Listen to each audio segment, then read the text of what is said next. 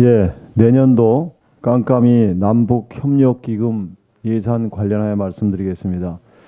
지난 금요일에 이어 어제 예결위 회의에서도 논란이 되었지만 내년도 비공개 남북협력기금 예산에 대해서 한 말씀 드리지 않을 수 없습니다.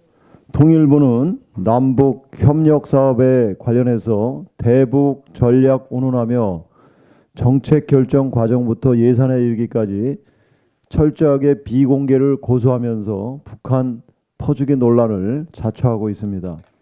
언론에 상세히 보도된 바 있지만 통일부는 지난 8월 국회에 예산서를 제출하면서 내년도 남북협력기금을 올해보다 1,385억 원이나 대폭 늘린 1조 977억 원으로 편성했는데 유무상 남북협력 경협기금 사업에 4,172억 원을 비공개로 설정했을 뿐만 아니라 농축산, 산림, 환경협력을 포함한 민생협력 지원 예산 2,907억 원에 대해서도 내역을 공개하지 않았습니다.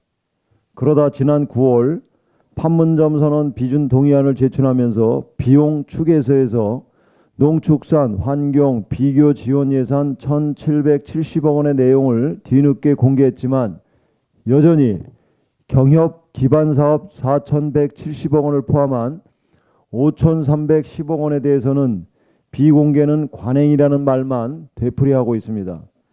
국민 세금으로 조성된 남북협력기금이 정권의 쌈짓돈으로 전락해버린 게 아닌가 하는 우려를 금할 수 없으며 국민 세금이 어디에 쓰이는지 감시해야 할 국회에다가 비공개는 자체 판단이라고 말하고 있습니다.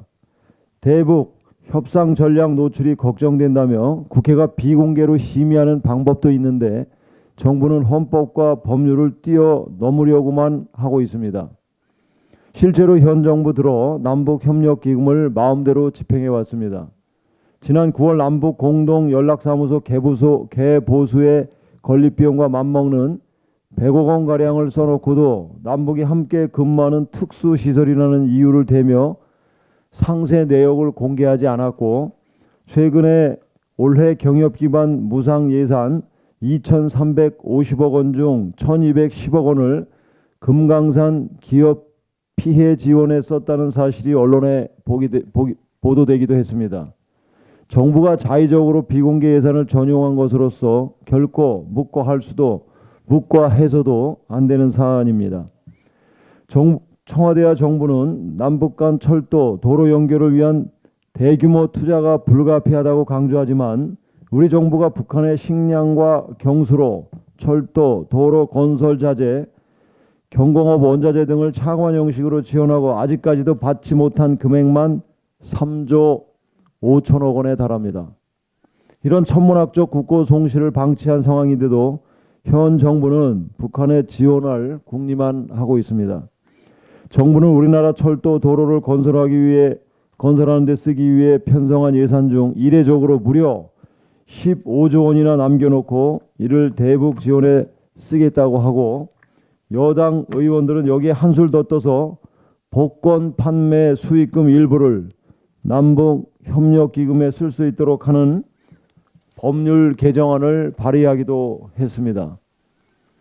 평양 공동선언의 남북군사합의서 이행을 위해서는 내년에 100억 원이 넘는 예산이 필요한데도 법제처장은 중대한 재정적 부담이 있는 사항이라면서 남북군사합의서 국회비준 동의는 필요 없다고 말해 논란을 부르기도 했습니다.